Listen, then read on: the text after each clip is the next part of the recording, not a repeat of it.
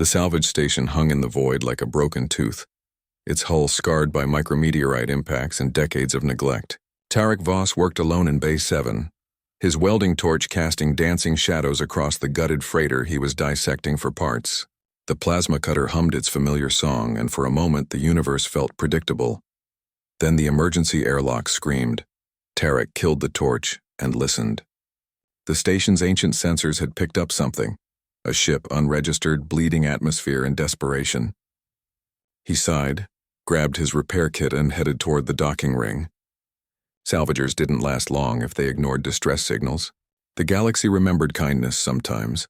The ship that limped through the airlock was Khazari make, all sharp angles and predatory design.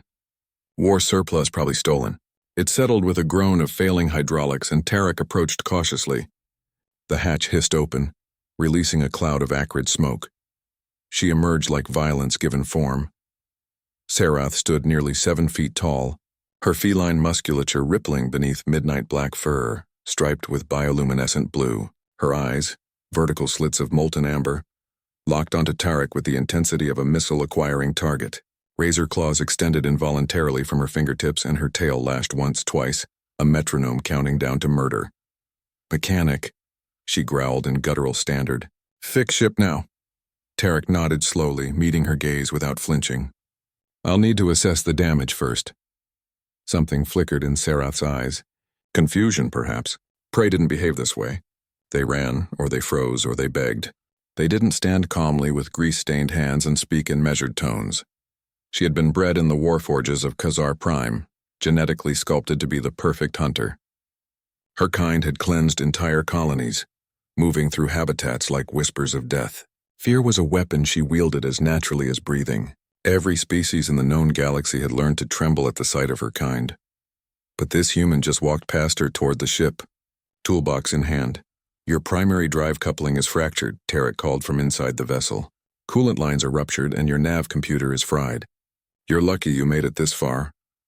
Sarath followed him into the ship, her instincts screaming warnings. Enclosed space. Potential trap. Vulnerable position. Yet the human moved through her vessel with professional efficiency, his movements economical and purposeful.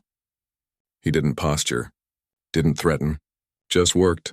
3 days, he said, emerging from the engine compartment. Maybe 4. I'll need to fabricate some parts. Unacceptable. Pursuers come. Tarek wiped his hands on a rag, considering. Then we work faster. But I'll need your help. Her ears flattened. Sarath does not assist. Sarath commands. Okay. He shrugged and started walking toward the airlock. Good luck with your pursuers. She moved with liquid grace, blocking his path, claws extended. I dare to respect my own time, Tarek interrupted, still calm. You need me more than I need your credits, so we can work together, or you can find another mechanic in this empty system. Your choice. For 17 heartbeats they stood frozen.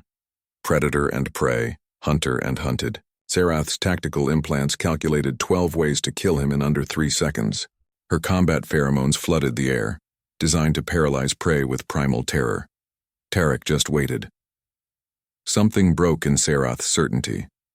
In 300 kills across 40 worlds, she had never encountered prey that didn't react to her presence. This human's heartbeat was steady, his breathing controlled. His eyes held no fear, no aggression, just patient expectation. It was unsettling. What? Are you? She whispered. Tired, Tarek replied. And busy. Are you going to help or not? She retracted her claws slowly. Explain what you need. They worked through the station's night cycle. Sarath held components while Tarek welded. She fetched tools at his direction. She watched, fascinated despite herself, as his scarred hands coaxed life back into damaged systems with almost surgical precision. Why do you not fear? She asked during a break, her tail curling with genuine curiosity. Tarek looked up from the drive core he was recalibrating. I've been running salvage for 8 years in the Outer Rim.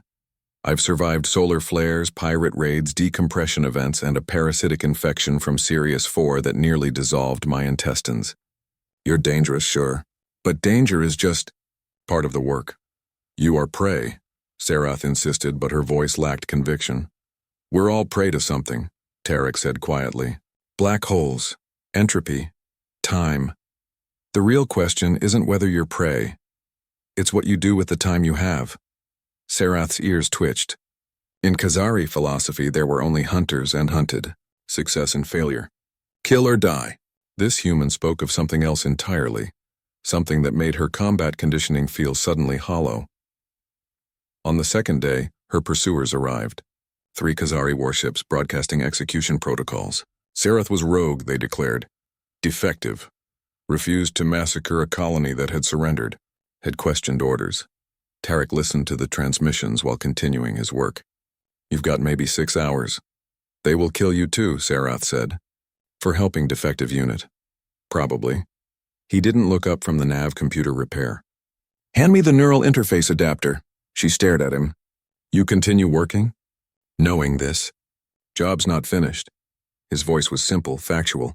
Besides, I don't particularly like people who massacre colonies. Call it a character flaw. Something cracked in Sarath's chest, not bones, but something deeper. The certainty she'd been bred with. The absolute conviction in her purpose. This human, this fragile creature of soft skin and breakable bones, possessed something her makers had engineered out of her kind. Choice. Conviction. Defiance not born of programming, but of will. Why? She breathed. Tarek finally met her eyes, and she saw something there that made her combat implants scream in confusion. Not dominance. Not submission. Something else entirely. Because someone has to, he said simply. Because maybe the galaxy gets better one choice at a time. Because I fixed a drive core once that saved a refugee ship, and 3 years later I got a message from a kid on that ship who became a doctor. Small actions, Sarath. That's all we've got. With 90 minutes to spare, the ship hummed to life. Sarath stood at the airlock, her vessel ready, escape possible. Tarek handed her a data chip. Safe routes. Hidden stations. People who don't ask questions. She took it with trembling claws. You have given me more than repair. Maybe you gave me something too, Tarek replied. Proof that even living weapons can choose differently. Sarath touched his shoulder gently, carefully, as if he might shatter. The galaxy speaks of humans. Calls them crazy, reckless, impossible. Tarek smiled faintly. We prefer stubborn.